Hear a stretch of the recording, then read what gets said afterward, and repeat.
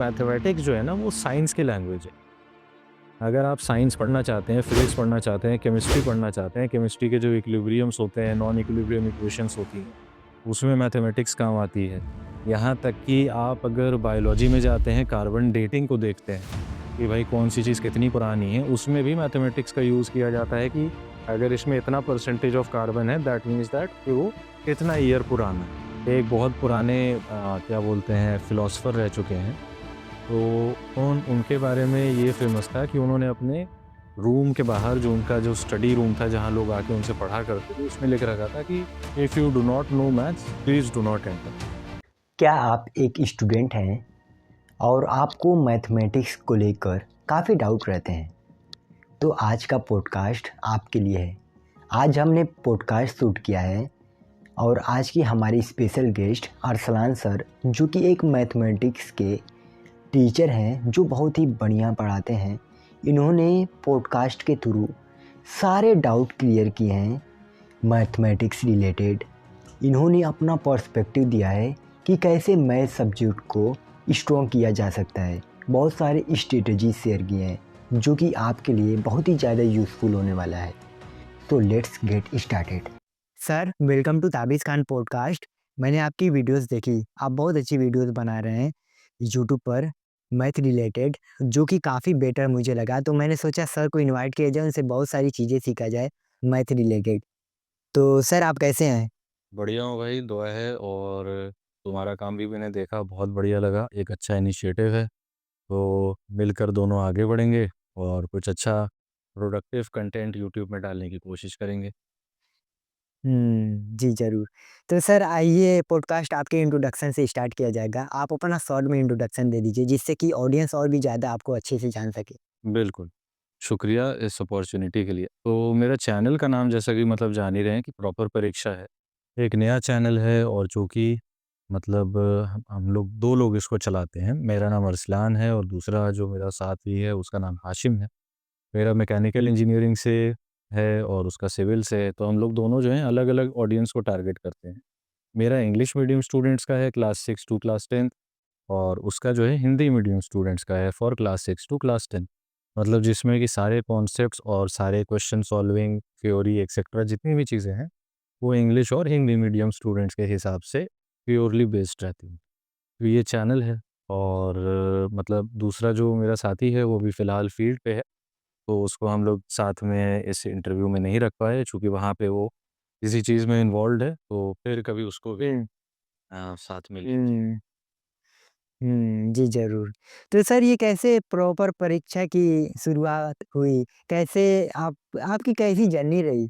मतलब प्रॉपर परीक्षा नाम कैसे पड़ा ये जानना चाह रहे हैं या चैनल कैसे खुला ये? नाम जी, दोनों जानना चाह रहे हैं। कैसे आपने नाम दिया और कैसी आपकी जर्नी रही? अच्छा, तो एक्चुअली हुआ क्या कि जब मैं वापस आया था घर कुछ टाइम के लिए, छुट्टी पे, लंबी छुट्टी पे, तो वहाँ पे क्या था कि मैंने मतलब आदमी चूँकि जब नौकरी में रहता है तो 50 तरह के लोगों से मिलता है, क्लाइंट से मिलता है, टेक्नीशियन लेबर से मिलता है, तो एक मतलब आदत सी बन जाती है 4-5 साल से। तो अब क्या था घर आके ऐसा कुछ भी इन्वॉल्वमेंट रहा नहीं, तो मैंने सोचा चलो ट्यूशन पढ़ा लेते हैं, कुछ इन्वॉल्वमेंट हो जाएगा, 4 लोग से मिल लेंगे, थोड़ा माइंड फ्रेश हो जाएगा। तो मैंने उसमें पढ़ाया तो कुछ लड़कों को, तो उसमें उनका जो क्वालिटी ऑफ अंडरस्टैंडिंग है, जो कॉन्सेप्ट होता है ना, वही उनका बहुत ही फंडामेंटल लेवल पे वीक था।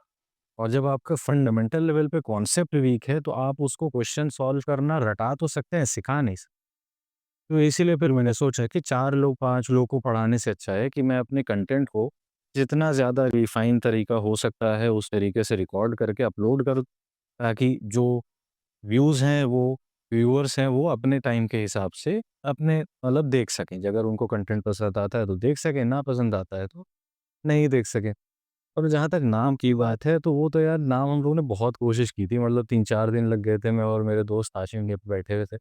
और मतलब बहुत तरह के नाम ढूँढे, जितने तरह के नाम ढूँढे वो कुछ ना कुछ मिलता-जुलता नाम अवेलेबल था ही। या तो उसका डोमेन रजिस्टर्ड था या यूट्यूब पे चैनल ऑलरेडी था। तो फिर लास्ट में मेरे दिमाग में और उसके दिमाग में ये स्ट्राइक हुआ कि इंग्लिश नाम रखेंगे, उसने बोला हिंदी नाम रखेंगे। मैंने कहा दोनों मिला लेते हैं, प्रॉपर परीक्षा कर देते हैं। मतलब एक बहुत ही कम से कम मैं समझता हूँ 500-600 नाम ढूँढने के बाद ये नाम स्ट्राइक हुआ था प्रॉपर परीक्षा। और ये नाम तो यार फ़िल्म में ही रिफ्लेक्ट करता है। कि हम लोग जो है हर चीज़ को प्रॉपरली एकोमोडेट करते हैं, समझाते हैं और फिर बताते हैं कि क्वेश्चन किस तरह से सॉल्व करना है। तो शॉर्ट ट्रिक्स नहीं, हम आपको एक्चुअल ट्रिक्स बताते हैं कि क्या है, पढ़ाई है क्या चीज़। हुँ, आपने दोनों मर्ज कर दिया, हिंदी, इंग्लिश इंग्लिश। दोनों प्रॉपर इंग्लिश। तो उस वक़्त टेंशन में कर दिया, पता नहीं लोगों को अच्छा लगेगा, नहीं लगेगा। नहीं अच्छा है ना, बहुत अच्छा। शुक्रिया भाई। जी, तो सर ये बताइए कि इस टाइम पे यूट्यूब पर सर्वाइव करना पॉसिबल है, ग्रो करना पॉसिबल है? क्योंकि काफ़ी लोग सोचते हैं कि जैसे काफ़ी बड़े-बड़े टीचर अवेलेबल हैं यूट्यूब पर, फिज़िक्स वाला, अनअकैडमी। तो आपको क्या लगता है कि इस टाइम पे कोई अगर टीचर है कि कोई पैशनेट है टीचिंग को लेकर, क्या वो अपना करियर ग्रो कर सकता है यूट्यूब के थ्रू? बिल्कुल। ये सवाल बहुत अच्छा है और दोनों एंगल से, इकोनॉमिक एंगल से भी और अपने सोशल मीडिया प्रेज़ेंस के एंगल से। तो अगर इकोनॉमिक एंगल आप लेंगे तो मैं अगर अपनी बात कहूँ और अपने दोस्त की बात कहूँ हाशिम की, तो हम लोग दोनों एम्प्लॉयड हैं, तो हम लोग यूट्यूब पे जो कंटेंट डाल रहे हैं वो किसी भी अर्निंग रीज़न्स की वज़ह से नहीं डाल रहे हैं कि हमारा यूट्यूब से अर्निंग हो, ठीक है। हो सकता है आगे चल के अर्निंग होना शुरू हो जाए लेकिन हमारा वो प्राइमरी मोटिव नहीं। हमारा जो मोटिव है वो ये है कि अगर हमारी वीडियो को 500, 1000, 1500 लोगों ने देख लिया और सही से देख लिया मतलब बिना स्किप किए हुए देख लिया, तो उनके फंडामेंटल्स क्लियर हो जाएँगे और आगे चल के इंशाल्लाह वो आपके आईआईटी, नीट और ये सब चीज़ें निकाल लेंगे। ज़ाहिर-सी बात है अगर आपके स्टेप्स मज़बूत हैं तो आप ऊपर पहुँचेंगे, स्टेप्स कमज़ोर हैं तो नीचे गिर जाएँगे। और रही बात कि ये क्या ये एक फ़ीज़िबल चॉइस है कि नहीं? तो फ़ीज़िबल चॉइस बिल्कुल है अगर आप किसी चीज़ में पैशनेट तो आपको अपने 2 में से एक चीज़ देखनी है। सबसे पहले तो ये देखना है कि आप अपना डेली लिविंग डेली मतलब ब्रेड कहाँ से अर्न कर रहे हो। अगर डेली ब्रेड का सोर्स आपके पास है, कोई भी ऑप्शन है, तो पहले आप उसको पकड़िए। अपना डेली ब्रेड कम से कम मज़बूत करिए कि भाई कल को किसी से उधार माँगने की नौबत ना आए। उसके बाद फिर आप अपने पैशन को फ़ॉलो करें। तो हम लोग दोनों का पैशन था टीचिंग, हमने इसमें डाला और आप देखेंगे कि बहुत से बड़े-बड़े टीचर्स हैं, उन्होंने अपनी एक प्रॉपर एक इंस्टीट्यूट्स टाइप का खोल लिया है ना? उनको जगह-जगह से फंडिंग्स मिली हैं, चीज़ें मिली हैं और कई लोग उनके साथ जुड़े हैं, एक पूरा एक इकोसिस्टम बन गया है। तो उसमें क्या यूनिक कर सकते हैं, वो भी एक क्वेश्चन था मेरे लिए कि भाई ऑलरेडी बहुत से लोग हैं। 1 लाख रुपए पर महीने, 1 लाख रुपए साल की भी कोचिंग अवेलेबल्स हैं और ₹1500 का एक पूरा वीडियो भी मतलब पूरा एक आपका बायोलॉजी नीट का पूरा वो भी अवेलेबल है। क्या बोलते हैं कोर्स। तो हम क्या यूनिक दे सकते हैं? तो हमने फिर यही सोचा कि हम ऐसा यूनिक देंगे कि बच्चा अगर हमसे हमारी क्लास 6 की वीडियो देख ली, तो 7th क्लास की वीडियो उसको देखने की ज़रूरत नहीं है, इतना वो स्ट्रॉन्ग हो जाए। अगर उसने 8th की देख ली, तो वो 9th खुद से पढ़ लेगा पूरी की पूरी, उसे ना ट्यूशन की ज़रूरत है, ना किसी ऑनलाइन कोचिंग की ज़रूरत। तो ये था और ज़ाहिर-सी बात है भाई, आदमी कोशिश करेगा तो ही आगे बढ़ेगा, अगर पहले ही ठान लेगा कि कुछ नहीं हो पाएगा, तो फिर ज़ाहिर-सी बात है आगे बढ़ना भी मुश्किल है। ये तो तकदीर है कि आगे बढ़ना है कि नहीं बढ़ना है, कोशिश अपनी जारी रहेगी। हुँ, मतलब सर आपका कॉन्क्लूज़न ये है कि हाँ, बढ़ा जा सकता है आगे, अभी भी चांस है। चीज़ में है भाई, संस्कृत कभी अगर आपको अच्छी आती है तो आप संस्कृत के बहुत महारथी प्रोफ़ेसर बन सकते हैं। आपको सितार अच्छा बजाना आता है, आप सितार के महारथी बन सकते हैं। जिस भी चीज़ में आप एक्सीलेंट हो जाएँगे तो आप उस चीज़ में आगे बढ़ सकते हैं। अगर आप किसी चीज़ में मीडियोकर हैं तो ज़ाहिर-सी बात है आपको बहुत चीज़ों की ज़रूरत पड़ेगी अपने आप को ऊपर उठाने में, जिसमें पैसा एक बहुत बड़ी चीज़ हुँ, है। एडवर्टाइज़मेंट और मार्केटिंग, हुँ। है ना? तो वो चीज़ है। Right, right. तो सर जैसा कि आप एक मैथमेटिक्स के टीचर हैं, हाँ। तो मैथमेटिक्स के क्वेश्चन पूछने से पहले मैं ये जानना चाहूँगा आपसे और आप इसके लिए आई थिंक बेस्ट पर्सन हैं जो आंसर करेंगे कि क्यों हमें मैथमेटिक्स पढ़ना चाहिए? अच्छा, नहीं भाई मेरे से बहुत अच्छे-अच्छे लोग हैं अभी अवेलेबल जो इस वक़्त वो आंसर कर सकते हैं। लेकिन मैं कोशिश करूँगा कि एक अच्छा आंसर देने की, है ना? तो देखो मैथमेटिक्स क्या है ना, मैथमेटिक्स को लोग सब्जेक्ट की तरह ढूँढ समझते हैं। तो मैथमेटिक्स को सब्जेक्ट की तरह जब तक आदमी समझता रहेगा तो वो उसको सीख नहीं पाएगा।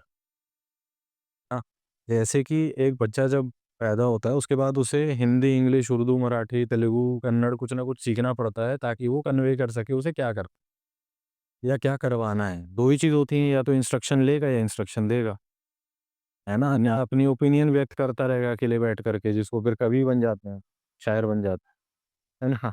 तो अब उसी तरह से मैथमेटिक्स जो है ना वो साइंस की लैंग्वेज है। अगर आप साइंस पढ़ना चाहते हैं, फिज़िक्स पढ़ना चाहते हैं, केमिस्ट्री पढ़ना चाहते हैं, केमिस्ट्री के जो इक्विलिब्रियम्स होते हैं, नॉन इक्विलिब्रियम इक्वेशंस होती हैं, उसमें मैथमेटिक्स काम आती है। यहाँ तक कि आप अगर बायोलॉजी में जाते हैं, कार्बन डेटिंग को देखते हैं, कि भाई कौन-सी चीज़ कितनी पुरानी है, उसमें भी मैथमेटिक्स का यूज़ किया जाता है कि अगर इसमें इतना परसेंटेज ऑफ कार्बन है दैट मीन्स दैट कि वो कितना ईयर पुराना है ना? तो hmm, mathematics is actually the science of the language of science. एक बहुत पुराने क्या बोलते हैं फिलॉसफर रह चुके हैं। तो उनके बारे में ये फ़ेमस था कि उन्होंने अपने रूम के बाहर जो उनका जो स्टडी रूम था जहाँ लोग आके उनसे पढ़ा करते थे, उसमें लिख रखा था कि if you do not know maths please do not enter. बहुत बड़े बिल्कुल। पॉलिटिकल थिंकर रहे हैं वो। तो मैथ्स यार अगर आप लैंग्वेज की तरह समझोगे ना, तो आपको समझ में आएगी। अगर आप सब्जेक्ट की तरह समझोगे तो नहीं समझ आएगी और मैथ्स बहुत ज़रूरी होती है। आपको पढ़ना है उसके लिए भी और अगर आपको एक रेशनल और अरिथमेटिक थिंकिंग रखनी है जिसको आमतौर से सीसैट बोला जाता है या रीजनिंग बोला जाता है या एप्टीट्यूड टेस्ट बोला जाता है, 50 तरह की चीज़ें होती हैं, उसमें भी आपको बहुत काम आती है। तो मैथ्स एक ओवरऑल डेवलपमेंट का पार्ट है। जिस तरह आदमी चलता है फिट रहने के लिए उसी तरह मैथ्स चाहिए माइंड को फिट रखने के हुँ, लिए। ग्रेट। तो आपने वो तो बता दी कि क्या इम्पोर्टेंस है मैथमेटिक्स पढ़ने के। हुँ, हुँ। तो कैसे मैथ पढ़ा जाता है, बेस्ट वे क्या है? एक फुल रोड मैप दे दीजिए आपके हिसाब से। बिल्कुल। तो बेस्ट यार देखो ताबिश बेस्ट चीज़ जो होती है ना, वो नेसेसिटी के बेसिस पे होती है। अगर आपके पास कोई नेसेसिटी नहीं है तो आपके लिए कोई चीज़ बेस्ट नहीं। फॉर एग्ज़ाम्पल मैं अगर किसी एक इंडिजिनस ट्राइब के पास चला जाऊँ, जो अंडमान निकोबार में हो या मेक्सिको में हो या यूएस के किसी इंटीरियर पार्ट में या नॉर्थ ईस्ट में हो और मैं उनको बोलूँ कि बेस्ट गाड़ी जो है वो बुगाटी चिरॉन, वो बोलेंगे भाई पतली गली से निकल जाओ हमें ज़रूरत नहीं। तो बेस्ट जानने के लिए सबसे पहले आपको नेसेसिटी जानना ज़रूरी है। किसी इंसान का अगर कॉन्सेप्ट कमज़ोर है, समझ रहे हो? तो कॉन्सेप्ट उसको मज़बूत करने के लिए उसे उस चीज़ को टुकड़े-टुकड़े करके पढ़ना पड़ेगा कि पार्ट बाय पार्ट पढ़ना पड़ेगा। अगर यूनिटरी मेथड है, तो यूनिटरी मेथड को समझना पड़ेगा कि हम ऐसा क्यों कर रहे हैं। है ना? तो अगर आप उस चीज़ को समझ के पढ़ोगे, तो आप उसके 50 तरह के वैरायटी के क्वेश्चन्स लगा सकते हो। अगर आप बिना समझे हुँ, पढ़ोगे कि बस टीचर ने ऐसे बता दिया और हमने ऐसे कर लिया, बस आंसर आ गया, पता चला आंसर रिवर्स में आ गया। जो आंसर था उसको क्वेश्चन बना की और क्वेश्चन को आंसर बना दिया कि ये ढूँढ दो। अब आदमी परेशान हो रहा है, क्या लगाया जाए? एक सिंपल एग्ज़ाम्पल है h is equal to u t plus half a t square एक फ़ॉर्मूला है। V is equal to u plus a t एक फ़ॉर्मूला है ना? तो अगर आपको वी निकालना है और आपको टाइम दे रखा है, एक्सेलरेशन दे रखा है जो कि माइनस जी है, तो आप उसका इस्तेमाल करोगे। अगर आपको डिस्टेंस निकालना है, तो आप सेकंड फ़ॉर्मूला को इस्तेमाल करोगे। मतलब आप समझ रहे हो कि इस फ़ॉर्मूले से क्या नेसेसिटी पूरी हो रही है। तो हुँ, कॉन्सेप्ट्स अगर कमज़ोर हैं तो आपको नेसेसिटी और अंडरस्टैंडिंग उसको अच्छी करनी पड़ेगी। किसी अच्छे आदमी से पढ़ना पड़ेगा या किसी अच्छी किताब को रेफ़र करना पड़ेगा। जैसे मैंने आर डी शर्मा और आर एस अग्रवाल को किया था। और अगर किसी प्रॉब्लम सॉल्विंग में दिक्कत है, प्रॉब्लम सॉल्विंग में दिक्कत 2 तरह की होती है। एक दिक्कत होती है कि इंसान क्वेश्चन ही समझ नहीं आ रहा, है ना? क्वेश्चन जब समझ नहीं आ रहा इसका मतलब ये है कि उसको वैराइटीज़ से वो वाकिफ़ नहीं है, वो फ़ैमिलियर नहीं। उसका तरीका है ये आप कोई ऐसी किताब उठाओ जिसमें सॉल्व्ड एग्ज़ाम्पल्स हों ढेर सारे और आप उन सारी वैराइटीज़ के सॉल्व्ड एग्ज़ाम्पल्स करो और समझ के करो, कि ये स्टेप क्यों आया, ये स्टेप क्यों आया, यहाँ दिस इम्प्लाइज़ क्यों लिखा गया, यहाँ देयरफॉर क्यों लिखा गया, यहाँ पे इक्वेशन 1 को रीज़न क्या दिया गया because it is equal to this और इट इज़ गिवन और it is by CPCT etcetera जो भी चीज़ें। आप अगर हुँ, वैराइटीज़ के क्वेश्चन कर लोगे तो आपको समझ आ जाएगा कि इस क्वेश्चन की लैंग्वेज ये थी, इसको ये चाहिए था, हमने ये प्रोसेस लगाया। और जब वो प्रैक्टिस कंटिन्यू हो जाएगी, तो फिर आपकी वो परफेक्शन में तब्दील हो जाएगी। तो 2 ही चीज़ें होती हैं, एक होती है थ्योरी और एक होती है प्रैक्टिकल। कॉन्सेप्ट और प्रैक्टिस दोनों जो है वो उनकी जुगलबंदी से आप रिज़ल्ट अचीव करते हो, है ना? तो वही है अगर किसी को कॉन्सेप्ट में कमज़ोर है तो कॉन्सेप्ट को समझे, पार्ट बाय पार्ट करके समझे, है ना? कुछ उसकी आधी लाइन समझे, फिर आधी लाइन समझे इस तरह से जैसे फ्रैक्शन है फॉर एग्ज़ाम्पल। तो fraction is a number which represents the part of a whole. And it is comprised of numerator and denominator, ठीक है? अब यहाँ पे आदमी ये समझ ले पार्ट ऑफ अ होल क्या होता है, ठीक? अब फ्रैक्शन को क्या यूज़ किया जा सकता है, एक से ज़्यादा चीज़ को भी मतलब दिखाने के लिए हाँ, किया जा सकता है, वो हो जाएगा मिक्स्ड एंड इम्प्रॉपर फ्रैक्शन। इस तरह से आदमी समझेगा ना तो समझ आएगी और क्वेश्चंस को वो जब समझ के पढ़ेगा और समझेगा कि भाई इसको इस तरह से सॉल्व किया गया है, तो फिर वो उसमें भी परफेक्ट हो जाएगा। तो ले दे के इस आंसर को समराइज़ किया जा सकता है 3 कीवर्ड्स में।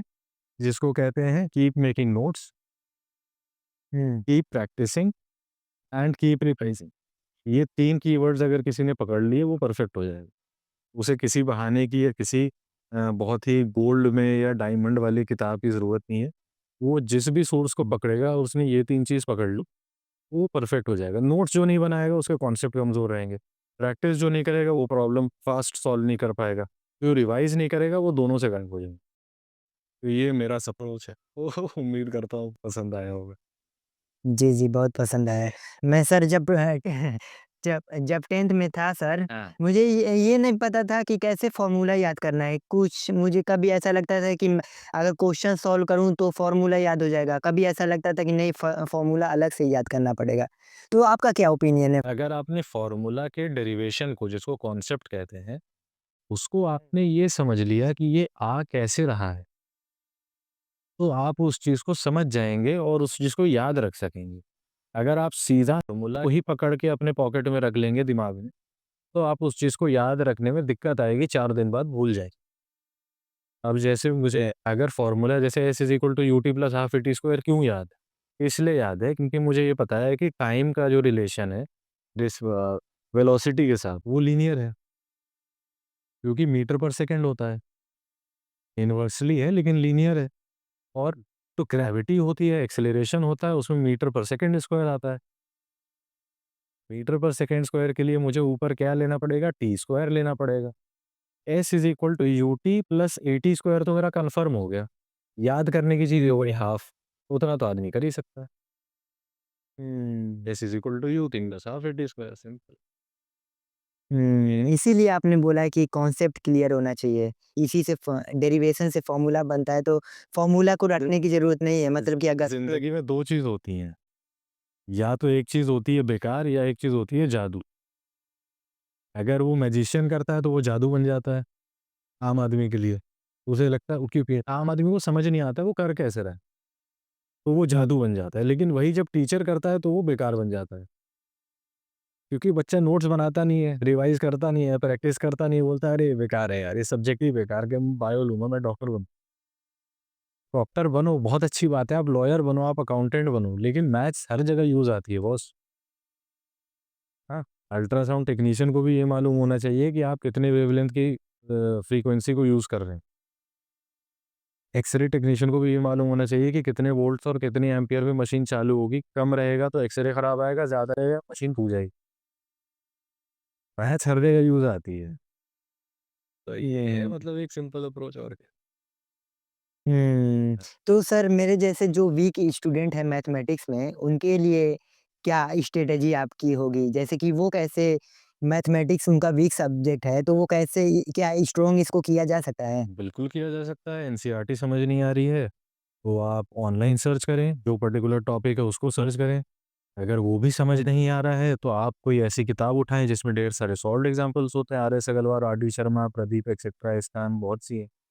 अगर तब भी समझ नहीं आ रहा है और आपको मैथ्स किसी तरह से पास करनी है, क्योंकि अगर ये 3 ऑप्शन के बाद भी समझ नहीं आ रहा, फिर तो आपके पास एक ही चारा है कि आपको पास करना है। हाँ, तो पास करने के लिए आप प्रीवियस 5 साल के क्वेश्चन उठा लें, उनको सॉल्व कर लें, रट लें, आप पास हो जाएँ। इससे ज़्यादा मैं कोई टिप और ट्रिक नहीं बता सकता भाई, है ना? Please. But sir important question से सिर्फ पास किया जा सकता है ना, टॉपर नहीं बना जा सकता है ना? नहीं भाई, ऐसा नहीं है यार। मेरी तो 6th क्लास है मैथ्स ही बेकार थी मेरी। मेरी तो मैथ्स 8th क्लास से अच्छी हुई और मेरे 6th क्लास में जो मेरे नंबर आए थे वो थे 67 या 67% उससे भी कम ही थे। नहीं, नहीं कम थे भाई, मेरे 50 के आस-पास थे। 7th क्लास से मेरा परसेंटेज आया था 67%, 8th में आया था 78%, 9th में आया था 84% और 10th में 10 सीजीपीए आया था। फिर 11th में 74.6 या कुछ इस तरह से आया था। ऐसा नहीं है भाई, जो आदमी जो करे ना वो कर सकता है। मैं एक सिंपल एग्ज़ाम्पल देता हूँ कि इंसान फ़िज़िकल तौर पे विकलांग हो सकता है, ज़्यादा चांसेज़ हैं। हो सकता है किसी के पैर छोटे हैं, हो सकता है किसी को नॉक-नीज़ की प्रॉब्लम है, हो सकता है किसी को कैल्शियम डेफ़िशिएंसी है ना? हो सकता है कुछ भी हो सकता है। लेकिन मेंटल लेवल पे मतलब एक बहुत ही बड़ा ये अजूबा कहा जाएगा कि मेंटल लेवल पे अल्लाह ताला, ऊपर वाला जो भी आप कहना चाहो, वो बहुत कम उसने इनइक्वालिटीज़ रखी हैं। आर्ट्स का बच्चा भी जब यूपीएससी की तैयारी करता है, तो वो मैथ्स को पढ़ कर के अपना सीसैट निकाल लेता है और आईएएस ऑफिसर बन जाता है। और इंजीनियरिंग का बच्चा भी जो है, वो सोशियोलॉजी और पब्लिक गवर्नेंस और एथिक्स जैसे टॉपिक्स को पढ़ करके सोशल साइंस में अपनी महारती हासिल करके वो यूपीएससी निकाल लेता है और आईएएस बन जाता है। तो कोई भी चीज़ इम्पॉसिबल नहीं है मेंटल लेवल, जब तक कि कोई जेन्युइन कंसर्न ना हो, है ना? ज़ाहिर-सी बात है, जेन्युइन कंसर्न तो जेन्युइन होता है, लेकिन एक जनरल लेवल पे बोला जाए 95-97% लेवल पे बोला जाए, तो आप हर चीज़ में परफेक्शन हासिल कर सकते हैं। इच्छा होनी चाहिए, चाह होनी चाहिए किसी चीज़ को करने की, और ये 3 चीज़ पे हमेशा डिसिप्लिन होना चाहिए। Notes, practice, revision. क्लियर, हुँ, क्लियर है मामला। Notes, practice, revision. ये 3 बस। हुँ, समझ गया। तो क्या-क्या करियर ऑप्शन हैं जो मैथमेटिक्स स्टूडेंट हैं उनके लिए, जिनको आइडिया नहीं है? यार मैथमेटिक्स के लिए तो बहुत करियर ऑप्शन है भाई। सबसे पहला तो और सबसे फेमस तो यूपीएससी है, दूसरा गेट है, तीसरा पीएसयूज़ में नौकरी है। गेट के बाद गेट आदमी कर लेता है तो फिर उसमें बाहर-वाहर जाने का उसको रिसर्च असिस्टेंट बन जाता है। मतलब रिसर्च लेवल की जॉब्स मिलती हैं, भाभा एटॉमिक रिसर्च हो गया, डीआरडीओ हो गया, बाहर की बड़ी-बड़ी यूनिवर्सिटीज़ हो गई, है ना?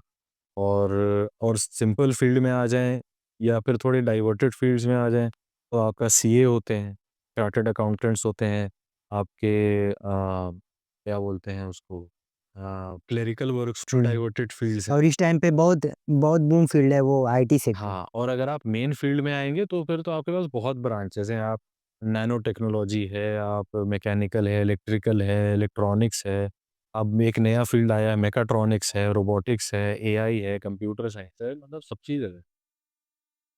Perfect. But sir chartered accountant तो दूसरे फील्ड से जैसे कॉमर्स फील्ड से बिलॉन्ग करता है ना? चार्टर्ड अकाउंटेंट कॉमर्स फील्ड के तो होते हैं, लेकिन चार्टर्ड अकाउंटेंट क्या करते हैं? मैथ से ही डील करते हैं ना। जैसे मान लो भाई किसी को अपना बैलेंस शीट क्या है? Balance sheet is a total game of numbers, debit and credit ही तो है। तो mathematics student chartered accountant field में नहीं एंटर कह कर सकते कि सकता है? चार्टर्ड अकाउंटेंट अलजेब्रा लगा के और क्वाड्रेटिक इक्वेशन को वो सिंप्लीफाई करके उसका आंसर निकालेगा और इमेजिनरी रूट्स निकलेंगे और रियल रूट्स निकलेंगे। लेकिन मैथ्स तो यूज़ हो रही है ना भाई, प्लस माइनस डिवीज़न परसेंटेज तो यूज़ हो रहा है ना। जैसे वो एक मैथमेटिक्स का स्टूडेंट उसमें करियर बना सकता है चार्टर्ड अकाउंटेंट फील्ड हाँ, में? क्यों नहीं बना सकता है? मैथमेटिक्स का स्टूडेंट कहीं भी करियर बना सकता है। मैथ्स एक लैंग्वेज है भाई, वो साइंस को समझने की। अब वो साइंस आपकी इलेक्ट्रॉनिक्स हो, इलेक्ट्रिकल हो, बायो हो, केमिस्ट्री हो, फिज़िक्स हो, कुछ भी हो। मैथ्स को लोग सब्जेक्ट की तरह जब तक परसीव करते रहेंगे, वो मैथ्स को सेक्लूड करते रहेंगे। जिस दिन उन्हें ये समझ आ जाएगा कि मैथ्स जो है मीन्स है टू एन एंड, उस दिन वो मैथ्स पे ज़ाहिर-सी बात है वो ज़ोर डालने लगेंगे। बस हुँ। इम्पोर्टेंस की बात है और समझने की बात है। हुँ, हुँ। एग्ज़ैक्टली। तो सर 10th के बाद हमें चूज़ करना होता है सब्जेक्ट। हुँ, हुँ। जैसे कि कुछ स्टूडेंट बायो चूज़ करते हैं, कुछ स्टूडेंट मैथमेटिक्स, कुछ स्टूडेंट अनदर सब्जेक्ट चूज़ करते हैं। हाँ, हाँ। तो आपको क्या लगता है अगर मुझे क्यों मैथमेटिक्स चूज़ करना चाहिए? जैसे कि मुझे कैसे अपने आप को जानना चाहिए कि मैं मैथमेटिक्स के लिए बना हूँ या अनदर सब्जेक्ट के लिए? क्योंकि कई लोग काफ़ी कन्फ्यूज़ होते हैं। कुछ लोग पेरेंट्स की वजह से सब्जेक्ट चूज़ करते हैं, कुछ लोग फ्रेंड की वजह से। तो आपको क्या लगता है मुझे कैसे पहचानना चाहिए कि मुझे कौन सब्जेक्ट चूज़ करना है? उसके क्या वो यार मेरा तो इस चीज़ पे अप्रोच बिल्कुल डिफरेंट है ना?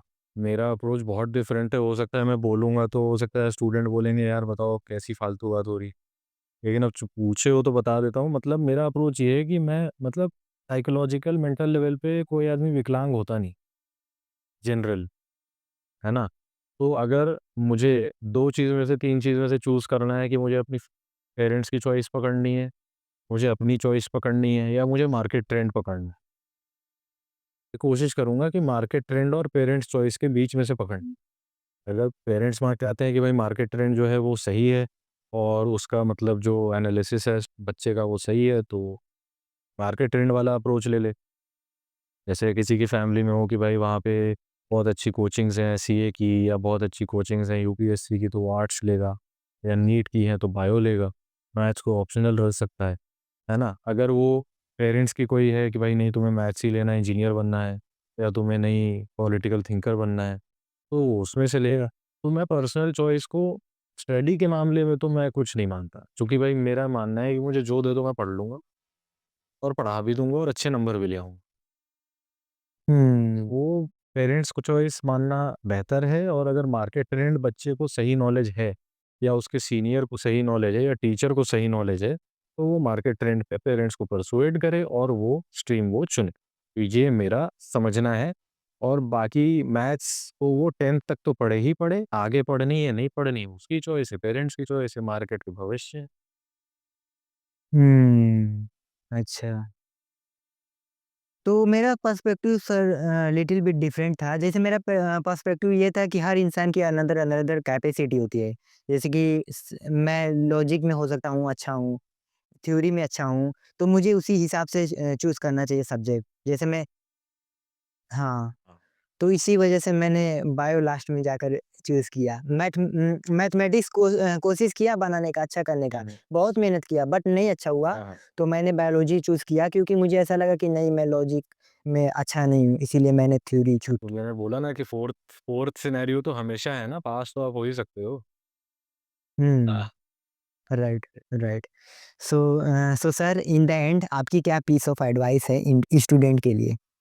मेरा एडवाइस तो ये है कि कोविड के बाद से बहुत ज़्यादा डिक्लाइन हुआ है स्टूडेंट्स में, और वो डिक्लाइन के कई फैक्टर्स हैं। लेकिन उनमें से कुछ फैक्टर्स जो मैं अभी बोलना चाहूँगा वो ये हैं। सबसे पहले तो आपका ये शॉर्ट्स और ये जो 30 सेकंड, 60 सेकंड और 1.5 मिनट वाली वीडियोज़ होती हैं, उन्होंने बहुत ख़राब किया है। मतलब मैं वो नहीं कह रहा, टिकटॉक वाली नहीं कह रहा जो डांसिंग करते हैं और चिल्लाते हैं और घूमते हैं, नाचते हैं, उनकी नहीं कह रहा। मैं कह रहा हूँ उनकी जो एकेडमिशियंस के नाम पे और टीचर्स के नाम पे वो वीडियोज़ बनाते हैं simplistic, learn integers in 1 minute या लर्न अलजेब्रा इन 5 मिनट्स। ये बेवकूफ़ बनाने वाली बात है।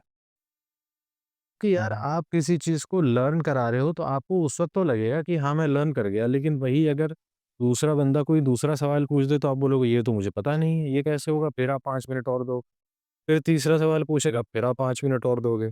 फिर चौथा सवाल तो करते-करते अल्टीमेटली आप 1 घंटे दे दोगे, और आपका जो कॉन्सेप्ट है वो भी क्लाउडेड हो जाएगा। समझ में आएगा कुछ नहीं, 1 घंटे भी चले जाएँगे। तो इससे अच्छा है कि इंसान, जो भी स्टूडेंट है, वो एक ऐसे टीचर को पकड़े या ऐसे सोर्स को पकड़े, चाहे वो नॉलेज हो, चाहे वो वीडियो हो, कोई भी चीज़ हो, है ना? लेकिन वो ऐसी चीज़ को पकड़े जो होलिस्टिक अप्रोच देता हो, और हले होलिस्टिक अप्रोच और के साथ-साथ वो ये भी बताता हो कि ऐसा क्यों हो रहा है? इसके अलावा भी क्या चीज़ें होती हैं, ताकि बच्चे का जो माइंडसेट है वो ब्रॉड हो। जैसे एक टाइम तक हमें पढ़ाया जाता था कि भाई सोलर सिस्टम में सन फिक्स्ड है। अचानक से बताया गया अगले अगले क्लास में कि भाई सन जो घूमता है वो भी किसी का घूमता है। तो आप इनएडेक्वेट इन्फॉर्मेशन क्यों दे रहे हो? ये जैसे पढ़ाया जाता है कि what is the predecessor of a natural number? बोलेंगे there is no predecessor of a natural number. ये गलत है। आप उसे पूरा आंसर दो। आप उसे आंसर ये दो कि predecessor of a natural number does not exist in the set of a natural number. For a natural number such as 1, मैं 1 बोलना भूल गया। 1 का प्रीडिसेसर क्या होगा? तो 1 का प्रीडिसेसर 0 है, लेकिन वो नेचुरल नंबर नहीं है, वो होल नंबर है। तो आप उसे ये बताओ कि नेचुरल नंबर के सेट के अंदर कोई प्रीडिसेसर नहीं। लेकिन अगर आप होल नंबर में शिफ्ट करते हो, इंटीजर के कॉन्सेप्ट को पढ़ते हो, फ्रैक्शन के कॉन्सेप्ट को पढ़ते हो, डेसिमल के कॉन्सेप्ट को पढ़ते हो, या इमेजिनरी नंबर्स के कॉन्सेप्ट को पढ़ते हो, तो प्रीडिसेसर डज़ एक्सिस्ट। तो ये कुछ कमी हमारे एनसीईआरटी की तरफ से भी रही है कि वो इनएडिक्वेट इन्फॉर्मेशन दे देते हैं, फिर 6 चैप्टर बाद बोलते हैं कि देखो उस 1 का भी प्रीडिसेसर हो। बच्चा कन्फ्यूज़ है कि यार मुझे आंसर जो लिखना है फाइनल पेपर में, वो चैप्टर 1 के हिसाब से लिखना है, चैप्टर 6 के हिसाब से लिखना है। क्या लिखना है मुझे? कि ये सब चीज़ें आप होलिस्टिक आंसर दो। तो आप बच्चे को भी आप सोचने का कुछ दोगे। अगर आप बच्चे को कुछ सोचने का ही नहीं दोगे, कुछ एडिशनल कॉन्सेप्ट नहीं दोगे, तो बच्चा सोचेगा। अगर जब सोचेगा नहीं तो स्पून फीडिंग होगी, वही आदत बन जाएगी। फिर जब आगे चल के वो किसी यूनिवर्सिटी में जाएगा, कॉलेज में जाएगा, तो वहाँ तो टीचर्स स्पून फीडिंग करते ही नहीं है। वो तो आएँगे, क्लास लेंगे, बताएँगे देखो ये सब्जेक्ट में ये होता है, इसमें ये होता है, ये टॉपिक ये होता है, इसकी ये इम्पोर्टेंस है, ऐसे-ऐसे इसमें पढ़ा जाता है, चले जाएँगे। बोलेंगे अरे यार पढ़ाया ही नहीं, फॉर्मूला ही नहीं बताया। बाहर की जो एजुकेशन है वहाँ तो आपको गाइड किया जाता है, पढ़ाया नहीं जाता है। पढ़ाया बस बहुत ही ऐसी टॉपिक्स बताए जाते हैं जो बहुत ही फंडामेंटल है हुँ, ना? तो आपको पढ़ने का तरीका आना चाहिए। अगर पढ़ने का तरीका आपने अच्छा ढूँढ लिया, अच्छे सोर्स को आपने पकड़ लिया, तो आप आगे भी खुद से पढ़ सकते हैं, खुद से नोट्स बना सकते हैं और खुद से ही आप ना जो समझ नहीं आ रही है चीज़, वो भी समझ सकते हैं। और अगर आपने पढ़ने का तरीका ऐसा ढूँढ लिया कि 5 मिनट में ये समझ लो और 2 मिनट में ये समझ, वो चीज़ गड़बड़ आ जाएगी। और जो सिर्फ़ एकदम स्ट्रिक्ट है कि भाई हम एकदम यही पढ़ाएँगे, इससे 2 लेवल आगे नहीं पढ़ाएँगे, तो वहाँ पे भी दिक्कत है। तो इसीलिए मतलब ये है कि भाई आप बेस्ट एडवाइस ये है कि आप होलिस्टिक फैशन अप्रोच करो और एक लेवल ऊपर की किताब लो, चाहे वो साइंस की हो, बायो की हो, मैथ की हो, हिंदी की हो, ताकि आपको एक लेवल आगे का नज़रिया मालूम हो। ये ना हो कि आप वहीं पे सीमित रह जाएँ कि नेचुरल नंबर एक 1 के पीछे कोई प्रीडिसेसर नहीं है और 0 होल नंबर के पीछे कोई प्रीडिसेसर। आप आगे की दुनिया भी जानो कि इंटीजर भी होता है, फ्रैक्शन भी होता है। ये मत जानो कि इंटीजर पे क्वेश्चन कैसे सॉल्व करें, लेकिन इतना जानो कि इंटीजर होता है और इसका प्रीडिसेसर एक इंटीजर होता है। इतना तो जान सकता है ना आदमी। जैसे हम आप नॉर्मल आदमी हमारा मतलब कोई ऐसा ज़्यादा नॉलेज बेस नहीं है, लेकिन हम इतना तो जानते हैं ना कि भाई मैक्लारेन एक बढ़िया गाड़ी है, मारुति 800 से अच्छी है। अगर मैं बस इतना बता दूँ कि मारुति 800 है, उसके अलावा कोई गाड़ी ही नहीं है, तो आदमी सोचेगा ही और सोचेगा ही नहीं तो डेवलप नहीं करेगा। तो आप कोई भी सोर्स चूज़ करो, होलिस्टिक कॉम्प्रिहेंसिव सोर्स चूज़ करो और सिंपल सोर्स चूज़ करो। ज़्यादा कॉम्प्लिकेटेड सोर्स मत चूज़ करो जिसमें कि आपको बहुत ही कॉम्प्लिकेट कर दिया। टीचर का पहला ये होना चाहिए एम कि वो हर क्वेश्चन को पहले सॉल्व करके दिखा दे और उससे पहले कॉन्सेप्ट को अच्छे से समझा दे। उसके बाद बच्चा एनसीईआरटी जब पढ़ लेगा तो आर.एस. अग्रवाल खुद सॉल्व कर लेगा। जब आर.एस. अग्रवाल सॉल्व हो जाएगी तो आर.डी. शर्मा खुद सॉल्व कर लेगा। एच.सी. वर्मा खुद सॉल्व कर लेगा, एस चांद खुद सॉल्व कर लेगा। तो ये चीज़ होती है, तो आप अच्छे टीचर पकड़ो, अच्छी किताब पकड़ो और मेहनत करते रहो। बिना मेहनत के आप अच्छे टीचर को अपने सर पे भी बैठा लोगे तो कोई ज्ञान अंदर घुसेगा नहीं और किताब अपने तकिए की तरह लगा के भी सोओगे तो भी ज्ञान नहीं घुसेगा क्योंकि अपन जादू नहीं है, कोई मिल गया वाला। हाँ, पढ़ना पड़ेगा, मेहनत करनी पड़ेगी। तो ये चीज़ है, एग्ज़ैक्टली। तो देखते हैं। हुँ। जी सर, आपसे काफ़ी चीज़ें मैंने सीखी और बहुत-बहुत शुक्रिया आपका कीमती वक़्त देने के लिए शुक्रिया भाई, और इतना अच्छा-अच्छा नॉलेज शेयर करने के लिए। शुक्रिया, शुक्रिया। जी, तो एंड किया जा रहा है पॉडकास्ट। बहुत मज़ा आया आपके साथ बातें करके, सीख के आपसे नई-नई चीज़ें। तुमसे भी बहुत कुछ सीखा भाई, तुमने कुछ-कुछ सवाल ऐसे पूछे जो मैंने पहली बार सुने थे और और ये हाथ के हाथ जवाब बनाया तो मैंने सोचा यार मैं ऐसे जवाब भी दे सकता हूँ। थोड़ा अपने ऊपर भी कॉन्फिडेंस आया। तेरा बढ़िया रहा। बहुत-बहुत शुक्रिया भाई तुम्हारे वक़्त के लिए भी और तुम्हारे इनिशिएटिव के लिए भी और इस इन्विटेशन के लिए। धन्यवाद बहुत। जी, थैंक यू वेरी मच।